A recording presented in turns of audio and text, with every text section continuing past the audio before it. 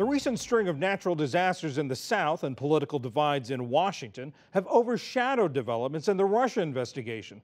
But the probe is far from over and in many ways is just ramping up. William Brangham is here to bring us up to speed. William? That's right, John. There have been several recent developments in the Russia probe. Some reveal tools Russia might have used to meddle in the election. Others provide new information about Mr. Trump's business interests in Russia before he became president. And there are also fresh clues about where those various investigations are going. Earlier today, I talked with our own Nick Schifrin, who's been reporting on all this. I asked him what we know about who is actually the target of this probe. So when we talk about the target of these probes, we have to know that the special counsel, Rob Mueller, is not talking. So we know this from the targets themselves. And target number one seems to be Paul Manafort, former chairman of the Trump campaign. And we know that FBI agents raided his home in late July. And reportedly a PR firm connected to him has also been subpoenaed. Target number two, Michael Flynn, retired general, former national security advisor.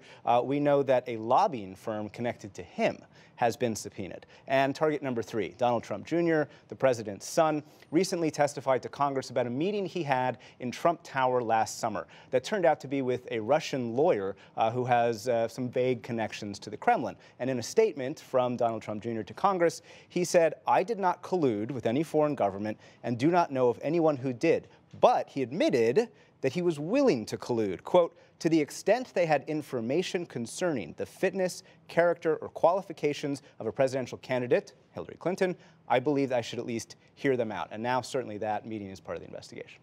Okay, so those are the targets. Second Avenue is some questions about the president's business interests. And there have been some reports out that the president, while he was running to be president, wanted a hotel deal in Russia. Tell us about that. Those reports are true. The Trump Organization admits that while Trump was the candidate, they were considering the possibility of building Trump Tower Moscow, while he was running for president.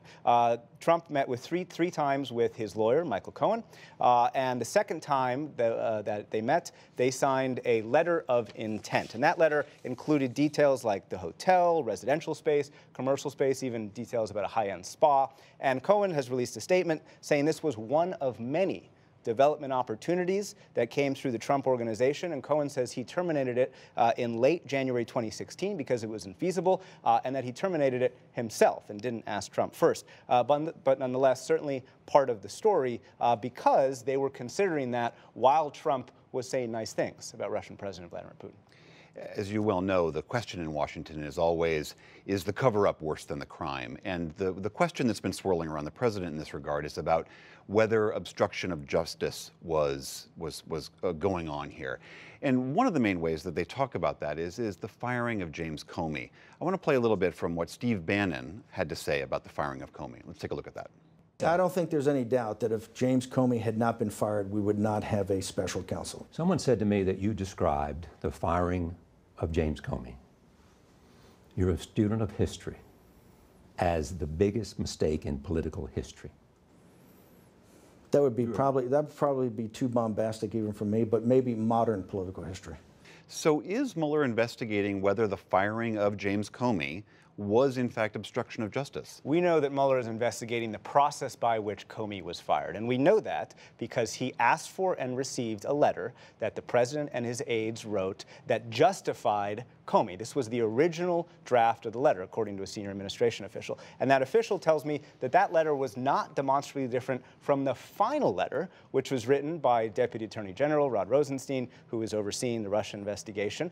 But a reminder here, William, that it is the president's own words that the people who are asking about obstruction cite. He told NBC's Lester Holt that it was the Russia investigation he was thinking of when he fired Jim Comey and not, as Rosenstein's letter said, about Hillary Clinton's emails. With regard to this investigation, we know it's not just collusion, it's not just obstruction of justice, it's also what role did Russia actually play in our election and how and whether they meddled. Facebook came out this week with some evidence saying they have a piece of this puzzle. Explain. Yeah, this is actually the main thrust of the investigation. What Facebook says is that it got $100,000 from a troll farm in Russia in ad sales. And it just so happens that I've been to the building where we believe that troll farm is. It's called the Internet Research Agency. It's in St. Petersburg. And I've talked to former trolls about how they were given instructions on how to denigrate the US and celebrate Russia. Now, Facebook says these ads, bought by the Internet Research Agency, were designed to, quote, amplify divisive social and political messages. So Facebook's not quite saying what the ads were, but I will say this, US intelligence says that the person who funds the Internet Research Agency is a businessman. He's got a catering firm, and he is so close to Russian President Vladimir Putin, he's known as Putin's personal chef. Nick Schifrin, thanks for keeping us up to date on all these different threads. Thanks very much.